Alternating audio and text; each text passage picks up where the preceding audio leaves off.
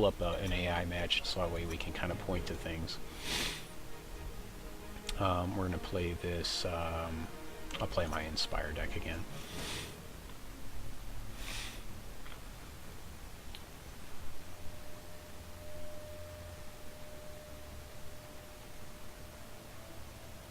Alright, that's fine.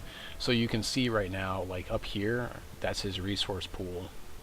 And that's the amount of resources he always has available on the left, and then on the right, this is the amount of resources that he's going to refresh every turn.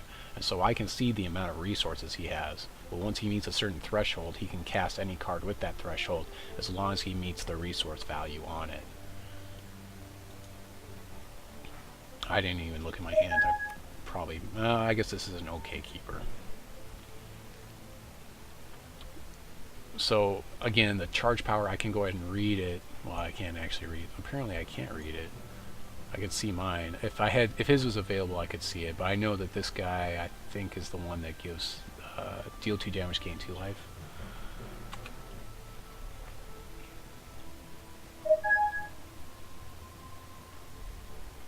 But yeah, as far as there being like right now, once I have this diamond in play, I always have 1 diamond, even if like there's no differentiation. As far as like once a resource, I have a resource, I have the threshold cost. Those are 2 separate things in this game, which does make it a lot different than Magic. And that's another thing that you can look to say better or worse, that it's something different there. Sometimes it'll show you the charge power, sometimes it won't. Again, that's going to be the nature of alpha right now, so we're going to just have to bear with it. It might just be this champion isn't fully integrated or fully programmed properly. Oh, you got it. I'm here to talk to you guys. Again, you're welcome to join me in Ventrilo and talk to me directly. You will be on my, you'll be broadcast on my stream, so if you don't want to be broadcast on my stream, obviously don't get in Ventrilo, but other than that. You know, I need to make a Thunderbird deck. I haven't played with Thunderbird yet. He's pretty, he's a must-answer threat every time I see him. It's pretty mean to see him. So like before, you noticed that I had 1 diamond resource up, and I didn't have the ruby threshold up. So that means to my opponent that I could not burn him. So by playing that now, that threshold is up, I can now burn this Thunderbird, which is most likely what I'm going to hold off and do. I'm going to go ahead and wait for his turn and then burn him in response to his attack phase, because his backside is not going to get any bigger. His front side will. Rage 1 is +1 front side, not backside. Front side being attack power, backside being defense value. Okay, so that's another good reason why I saved the burn. I mean, I could use it here. I probably still want to kill this thing because he's going to get more out of hand than this guy, and he's on the ground, and I can deal with him more easily. So the decision is still the same. So we'll go ahead and burn in response.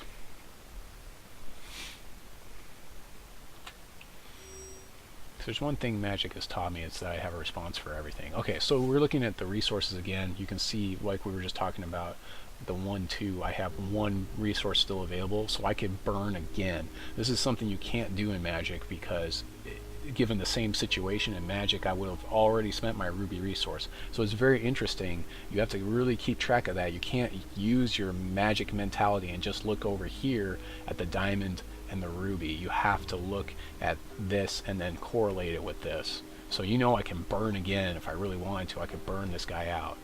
And so that also could raise a question in my opponent's mind as to why didn't he burn that guy out? Well, maybe he's just not a threat to them.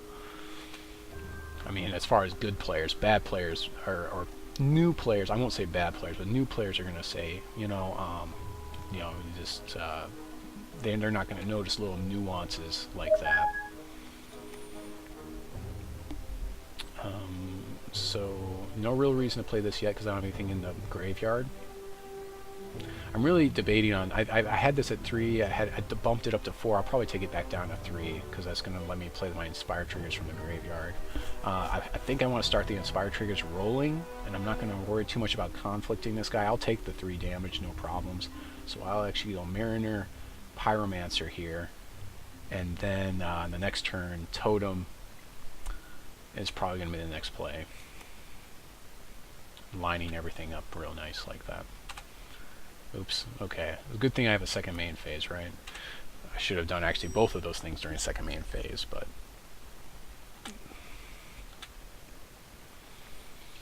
I think I'd like some audio cues for the phases, actually. Like different audio cues for different phases would be nice for me. That's another thing, playing digital versus playing physical, because in physical game I can tell my opponent exactly what I want to have happen, and you can kind of backtrack if you need to. There's no going back in this game, and there's no like, do you really want to go to the next phase either. Oh, is my stream, I don't know, is my stream lagging for people? I can reset my stream.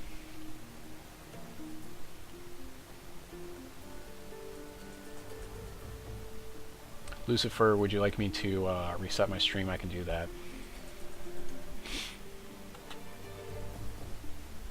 Okay, Skullgrin insane, it's fine. Yeah, what I did was, to set up the stream, is I have it set, my screen resolution is 1080p because there's not going to be a whole lot of moving around. And then I'm actually streaming out at about like 540. Yeah, it's possible. What you could do is you might be able to turn down the settings in your internet, or in the thing there, to reduce the resolution. Of course, you're not going to see the cards as well. So if you have a question for me about a card or power and toughness or something, just go ahead and ask me. Again, everyone is always welcome to join me in Ventrilo. Let's see, it's my main phase. He's got 2 flyers up. I've got conflict ready for this guy if I want to. I don't think I need to, really.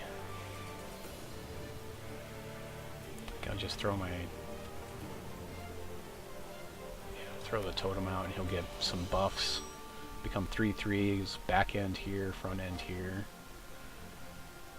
I mean, I guess I could conflict here. I really don't. I think I still want to save it and take the damage and see what else he's going to play. Of course, I'm playing against the computer, so if I get owned here, it's going to be embarrassing.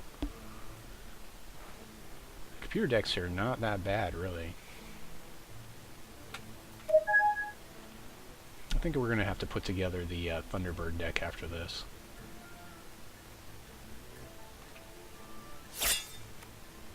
Yeah, that's fine. I'll take, what, 3 here? Oh, and he's got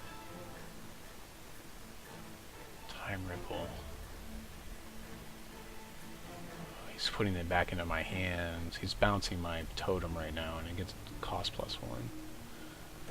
Trying to make sure to see if anything else. Troop deals damage to makes master gets permanent +1. Ooh. Yeah, actually I should have maybe conflicted that guy. Because now his master's going to get bigger. That's not good. That's fine, I can conflict him on this next turn. Yep, and now so everything's working properly. So we did a good test there of the mechanics to make sure they were working properly.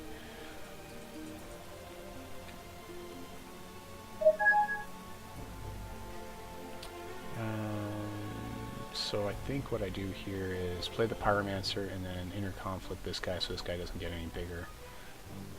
And then hopefully I can play this Gawain to kill his guy eventually, if I get enough Inspire triggers going. We're going to conflict that guy. You can see the ease of playing this interface is probably a lot better than Magic the Gathering's interface, or at least it is in my opinion. No real reason to swing in here, because it would be a bad trade for me. I want to keep my Inspire triggers up.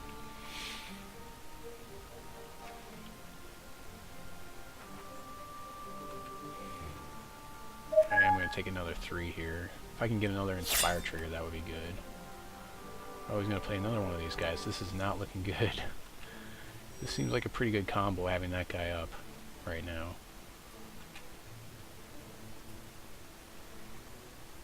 I think I'm going to have to play Gawain here to sweep out his field.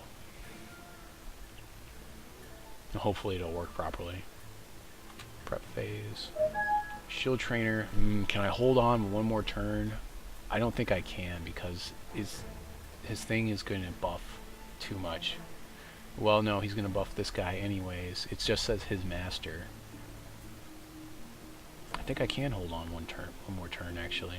So I can go Shield Trainer, play the totem, and then hold off one more turn to play Gwaine to sweep out his field, and then hopefully take over the board state here. So that's fine. We'll go ahead and do that.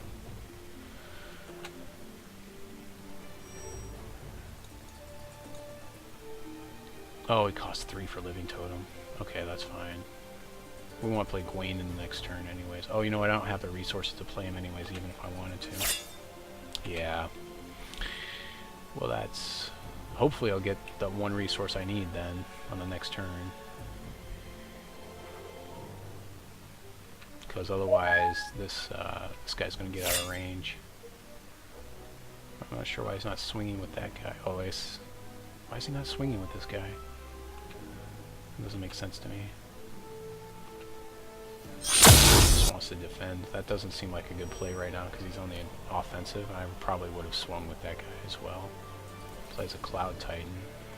Give me a resource. Let's make this dramatic. Come on. That is not a resource. Okay, well. Not looking good for me here. I really need to get that resource. This guy has vigilance, right? Or no, he doesn't. He gives people vigilance, or steadfast, which is the same as vigilance.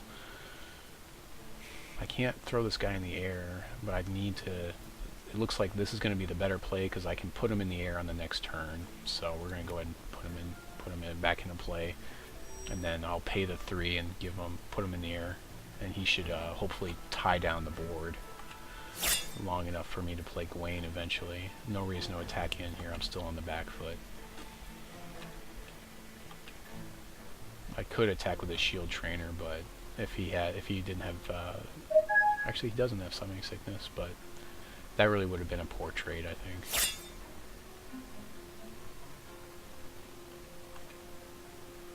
Okay, now he's attacking with all his dudes. This guy's getting out of range. Oh, come on, Gwaine, I really need you. I really, really need you. There's a Thunderbird. Oh, this is going to be sick if I get this resource. Prep phase and flip. No. Okay, so what needs to happen here is I need to throw this guy in the air in response to his attack on the next turn. Unfortunately, it's going to be... Yeah, it's not looking good here. Yeah, I really need to throw this guy in the air, but it's going to cost a lot to do so. I really need to get that resource for Gwaine. I think I lose to the computer here, and it's sad. Oh, the attack sounds really loud? Okay, I can turn down the volume after this game. I've got everything like way down, or at least I do, and then all of a sudden, like every time I start the game, all the settings reset back up. First main phase. Yeah, okay.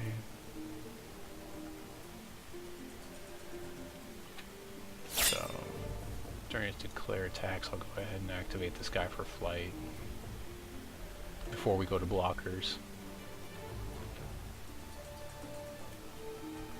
And I can block 1, but it's not going to be enough because he's got 7. That's 7 damage right there, and I can block this 4, 5, and still take 3, 4, 5, 3, 4.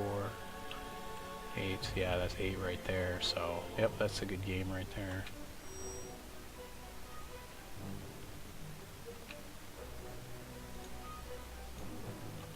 Oh well. That's too bad.